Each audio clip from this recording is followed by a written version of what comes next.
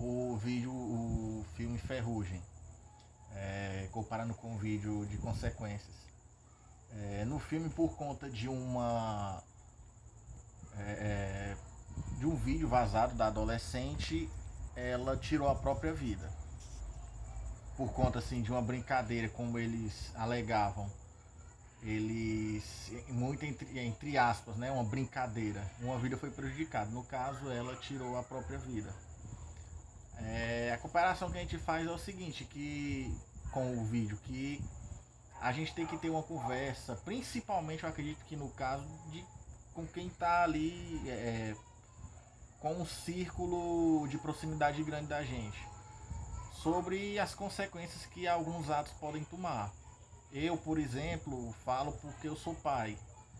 Eu procuro acompanhar e tal, já prestei atenção nas conversas que meus filhos estavam tendo na internet, por conta do seguinte: para a pessoa que está fazendo aquela brincadeira e tal, coisa desse tipo assim, pode não ser nada. Mas para a pessoa que está sofrendo aquela perseguição, aquela brincadeira ali, ela pode criar um trauma que vai acompanhar ela pro resto da vida. Um exemplo grande disso aí é o bullying, né? Que pro agressor não é nada. E como eu falei, para quem está sofrendo é extremamente traumatizante. Isso é a importância de estar tendo essa conversa, esse acompanhamento melhor para que não ocorra coisas desse tipo. No caso do filme Buscando, eu acredito que ele se perdeu depois que a esposa dele morreu. Ele se perdeu assim, ele meio que negligenciou a filha dele, no caso assim de não dar tanta atenção para ela mais, porque ele quis focar no trabalho e tal, para dar uma vida melhor para ela, ter condições de dar uma vida melhor para ela.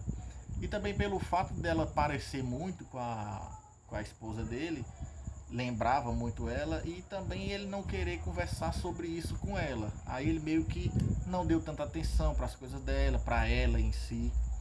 E no vídeo ele fala que a gente deve sim fuçar as coisas e tal, de vez em quando, né, dos nossos filhos, dar essa atenção para estar conhecendo eles melhor e tal, para estar fazendo parte da vida dele, não só estar criando, entendeu? Porque criar é muito fácil, só alimento e pronto. Mas você saber o que eles estão fazendo. No meu caso, eu já fiz isso com os daqui de casa, eu já fiz isso. Ainda bem que não tinha nada demais. Eu concordo com o vídeo que a gente tem sim que fazer isso, porque um adolescente não tem o mesmo pensamento que a gente tem, não tem a noção da gravidade de algumas coisas que a gente tem. Então eu acho sim que os pais devem fazer isso, ter esse acompanhamento sim. No filme Cenas de um Homicídio, a gente vê o seguinte: a Shaman, eu não consegui decorar o nome dela. A gente vê que ela postava nas redes sociais aquela família perfeita, né? Que tava tudo em ordem e tal, que a família tradicional, né? Se amavam e tal, aquele negócio todo. Que é a imagem que ela postava, que não era a realidade. Por exemplo, quando ela postou lá que ia tirar férias e tal, ia fazer uma viagem, que o maridão não poderia ir porque estava tarefado, era importante na empresa dele e tal. Só que o motivo não era esse. O motivo dela estar viajando foi porque ele pediu a separação por conta de uma briga que ela teve com a mãe dele e depois com ele também, por conta do problema que teve com a alergia das filhas. E ela estava indo para casa dos pais dela como uma tentativa meio que de baixar a poeira ali, tentar de alguma forma salvar o casamento, pelo menos acalmar os ânimos, né? Não era porque estava indo tirar férias. E ela fala no vídeo justamente isso aí, que a gente só posta coisa boa e tal, só posta aquela falsa imagem ali que a gente quer que as pessoas tenham da gente, né? A imagem que a gente quer que as pessoas tenham, e nem sempre condiz com a realidade. E isso pode ser prejudicial. Por exemplo, no filme, quando começaram a suspeitar dele, ninguém estava acreditando que ele poderia ser o autor do crime. Por quê? Como é que um cara que é amoroso, que é um bom pai, um bom marido e tal, dava atenção para a família, é uma pessoa desse tipo, sendo que a própria esposa não relatava que ele era uma pessoa ruim, uma pessoa isolada, que não dava atenção nem nada, negligente com a família, tá entendendo? Isso aí no caso dela foi prejudicial. Eu penso o seguinte, aliás, só foram descobrir porque a câmera lá flagrou que ele estacionou o carro de uma maneira que não era costumeira dele, estacionar justamente para poder ficar mais fácil dele botar os corpos no porta-mala. Eu acho o seguinte, que você não deve fazer isso. Eu, por exemplo, não posto nada no meu Facebook. Tanto que no final da tarefa vai ter o vídeo lá do desafio. Pra mim, eu já faço isso. Que você entrar no meu Facebook, você não vê postagem nenhuma. Porque eu só tenho mesmo porque eu sigo algumas páginas de informação, de coisas que eu gosto e tal, de bandas que eu gosto, de videogames, séries, essas coisas assim que eu gosto. Mas eu não posto nada justamente por isso, porque infelizmente a gente vive numa sociedade que gosta muito de julgar. Aí tu pega e posta aquilo ali, aquela imagem perfeita ali. Sendo que lá na frente tu precisa realmente de uma ajuda, tá passando uma necessidade, alguma coisa.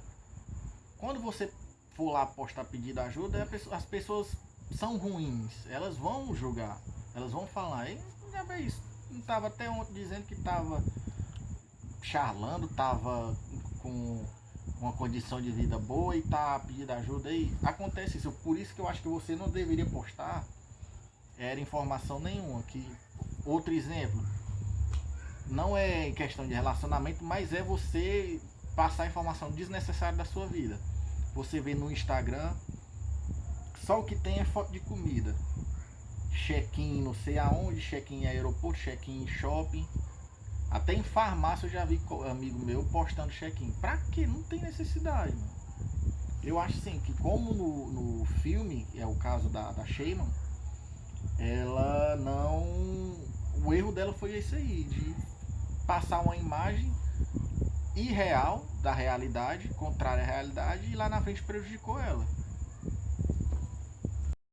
No filme Aos Teus Olhos, a gente vê que por conta de um ato de um professor, de ter beijado a bochecha do aluno lá, no momento que ele estava frágil ali, chorando, estava triste, ele foi mal interpretado pela mãe do menino, pela sociedade, pela população, e foi julgado como pedófilo.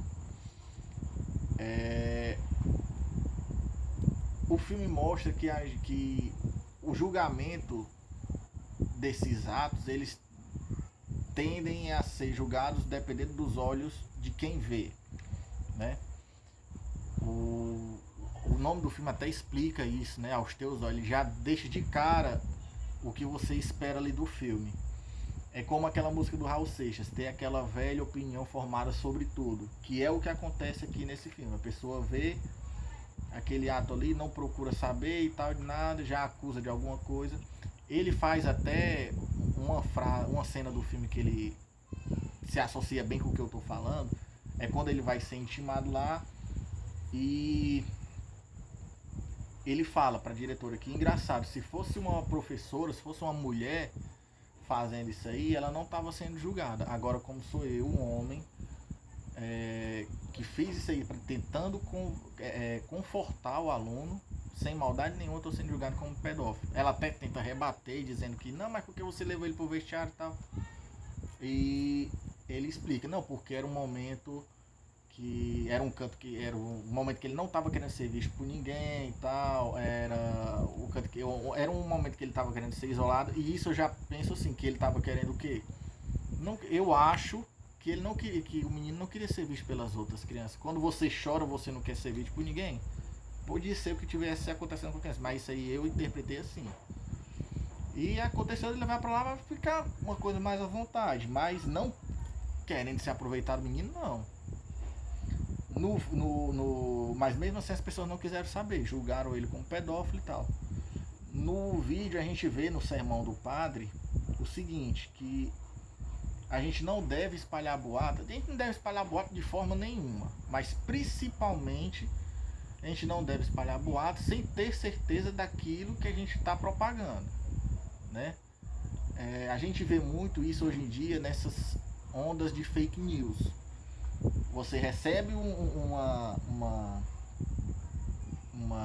mensagem ali com a notícia, alguma coisa, uma montagem, mas a pessoa não vai saber e replica aquilo ali. Recebe uma coisa no Facebook, não verifica a fonte, não verifica a veracidade, não verifica nada e replica aquilo ali.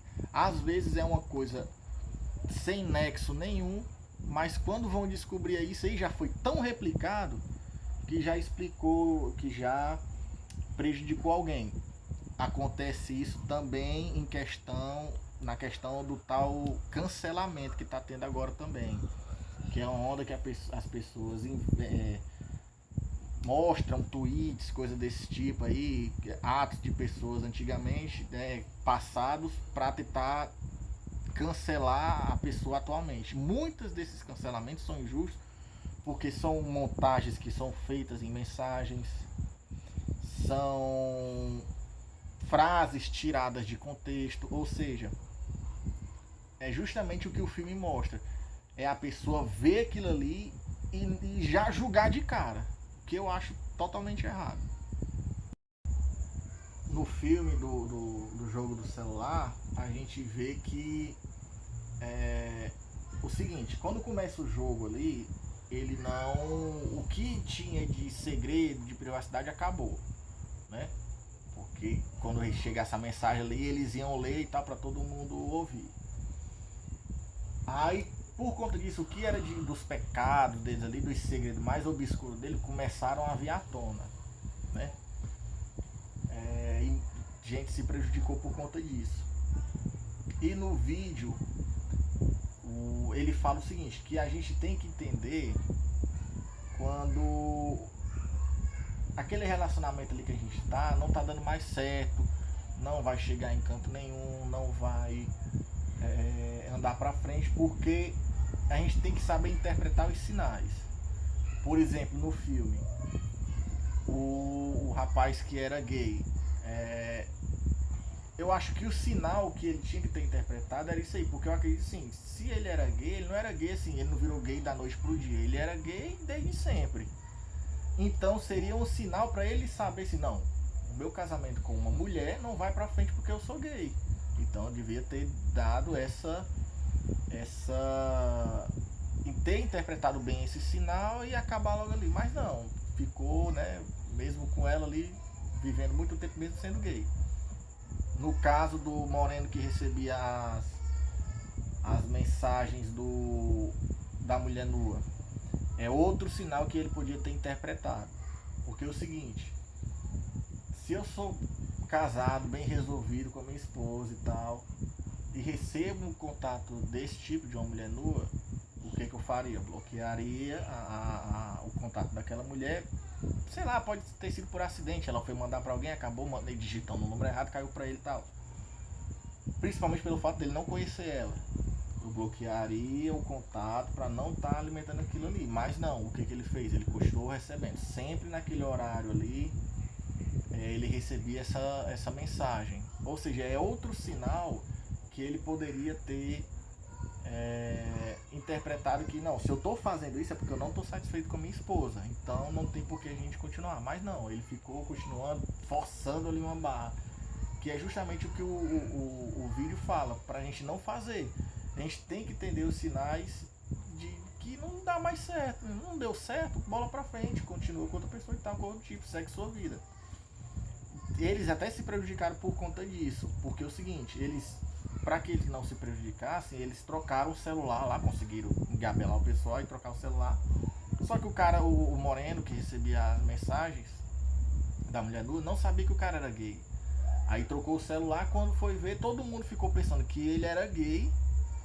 E o outro que era gay tava com a bola toda e tal, que tava com a mulher e tal, recebendo mensagem de mulher nua. Ou seja, até nisso aí eles ficaram prejudicados, né? Além do fato de estar empurrando ali uma situação que não precisava empurrar. Não deu certo, acabou.